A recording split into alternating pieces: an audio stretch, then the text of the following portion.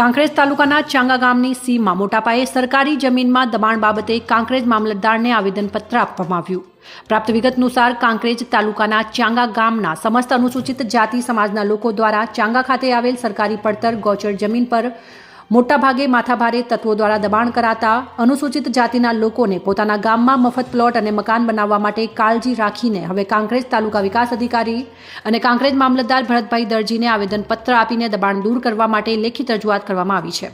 ત્યારે હવે આવનારા દિવસોમાં લોકસભાની ચૂંટણી પહેલા કાંકરેજ તાલુકાના ચાંગા ગામમાં થયેલ દબાણ દૂર થાય તેવી આશા વ્યક્ત કરી છે। જો કે અરજદાર વજાભાઈ પરમાર અને પૂર્વ ન્યાય સમિતિ ચેરમેન મનુભાઈ પરમાર અને સામાજિક આગેવાન મોહનભાઈ પરમારે જણાવ્યું હતું કે છેલ્લા 20 વર્ષથી ચાંગા ગામના માથાભારે તત્વો દ્વારા દબાણ કરીને સરકારી જમીનો ઉપર પોતાનો કબજો જમાવ્યો છે। ત્યારે હવે અમારા અનુસૂચિત જાતિના લોકોને પોતાના ગામમાં રહેવા માટે મકાન બનાવવા માટે પ્લોટની જરૂર છે। ત્યારે હવે સમગ્ર લોકો ભેગા મળીને કાંકરેજ તાલુકા વિકાસ અધિકારી MN પંડ્યા અને કાંકરેજ મામલતદાર ભરતભાઈ દરજીને આવેદનપત્ર આપીને દબાણો દૂર કરીને અનુસૂચિત જાતિના લોકોને ન્યાય અપાવે તેવી માંગ બુલંદ બની છે। ત્યારે હવે જોવાનું એ રહ્યું કે આખરે વર્ષોથી ચાંગા ગામના લોકો સરકારી જમીનો ઉપર પાકા મકાનો ખેતી કરી રહ્યા છે અને પશુપાલન વ્યવસાય માટે બિનઅધિકૃત રીતે તબેલા બાંધી દીધા છે। એ તંત્ર દ્વારા ક્યારે દૂર કરવામાં આવશે? જો કે હવે થોડા સમયમાં જ લોકસભાની ચૂંટણીના પડઘમ વાગી રહ્યા છે। ત્યારે હવે સરકાર અને તંત્ર દ્વારા અનુસૂચિત જાતિના લોકોને ન્યાય અપાવવા માટે કેટલા અંશે સફળ થશે એ તો આવનારો સમય જ બતાવશે।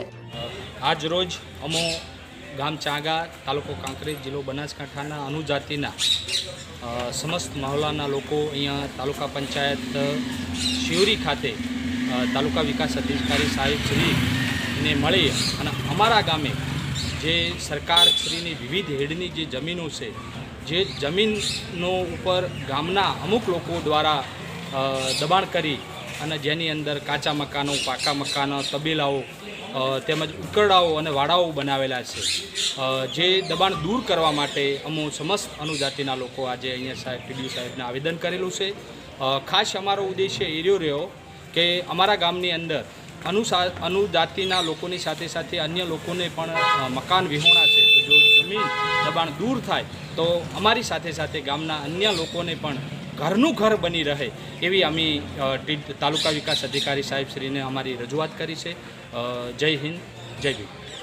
ચાંગાના ગ્રામજનો દ્વારા એક આવેદનપત્ર આપવામાં આવ્યું છે ને આ આવેદનપત્રમાં એમની જે રજૂઆત છે એ મુજબ ગામની જે વસ્તી છે વધે છે ને એના અનુસંધાનમાં એમને નવીન ગામતળ માટેની જરૂર છે, તો એ માટે અમે એમને દરખાસ્ત કરવા માટે સમજૂત કર્યા છે અને એ લોકો તરફથી ગ્રામ પંચાયત તરફથી જ્યારે ગ્રામતળ દરખાસ્ત નવીન ગામતળ માટેની દરખાસ્ત આવશે તો એ મુજબ નિયમાનુસારની કાર્યવાહી કરવામાં આવશે।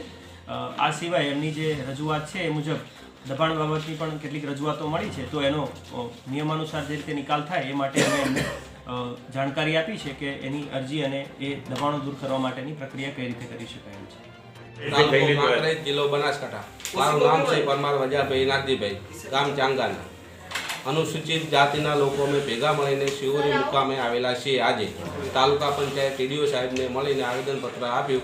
એથી અમને એમ લાગે છે કે અમારા ચાંગા ગામમાં લગભગ મને ઓંભળે છે 15 વર્ષથી મોટા પાયે દબાણ કરેલું છે ને મોટા પાયે લોકો ચાંગા ગામના લોકો દબાણ મોટા પાયે કરેલું છે। એના અંદર વાવેતર કરે છે, કાચા મકાન બનાવેલા છે, પાકા બંગલા છે અને તબેલા મોટા પાયે બનાવેલા છે। એ બધાનું 15 વર્ષથી મોટા પાયે કેનાલ હેડેલી છે, એટલે મોટા પાયે આયોજન કરી અને લાખો રૂપિયાની અઢળક આવક કમાણી કરી રહ્યા છે।